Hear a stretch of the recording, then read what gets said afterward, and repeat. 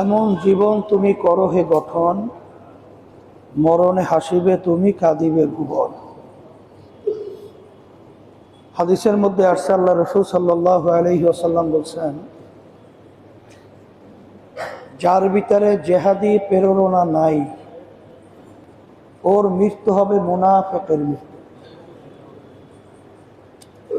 আজকে আমাদের শরীফ ওসমান হাদি আজকে বাংলাদেশের মধ্যে ইতিহাস রচনা করে গেছেন। আধিপত্যবাদ যারা আমাদের স্বাধীন দেশটাকে বিভিন্ন সময়ে নীল নকশার মাধ্যমে অশান্তি করে সর্বক্ষণ আগুন ধাউ ধাউ করে জ্বালিয়েছে, এই অন্যায় প্রতিবাদে ন্যায়ের পক্ষে আমাদের শরীফ ওসমান হাদি একটা ইতিহাস এবং আমাদের চেতনা। আজকে এই হাদির চেতনার কারণে আমরা লক্ষ্য করেছি সারা বাংলাদেশের ঘরে ঘরে আজকে অনেক হাদি তৈরি হয়ে গেছে। আল্লাহ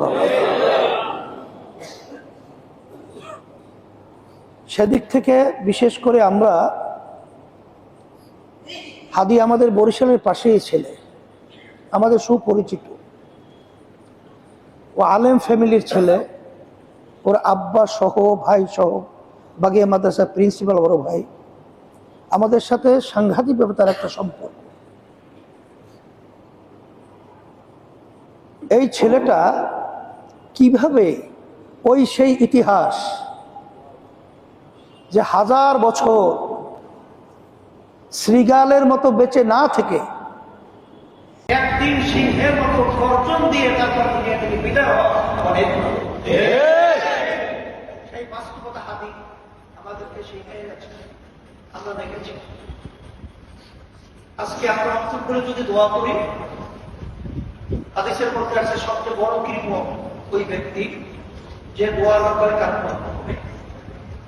আজকে যদি আমরা তার জন্য অন্তর করে দোয়া করতে পারি, এমন একদিন আসবে কেউই কি থাকবে না, সবাই কিন্তু একদিন গণনা করে যেতে পারে। আমাদের হওয়া দেখে লাভ নাই, বিভিন্ন গুণী বিভিন্ন ধরনের চুরু হয়ে আমাদেরকে দেখে লাভ নাই। আল্লাহ আমাকে দুনিয়াতে পাঠিয়েছেন, যতদিন আল্লাহ দুনিয়াতে আসবে ততদিন থাকবো, কিন্তু যতদিন বেঁচে থাকবো ন্যায়ের পক্ষে বলন্দ আওয়াজ সহ বেঁচে থাকবে। শ্রীগালের মতো সেভাবে বেঁচে থেকে কোনো লাভ নাই।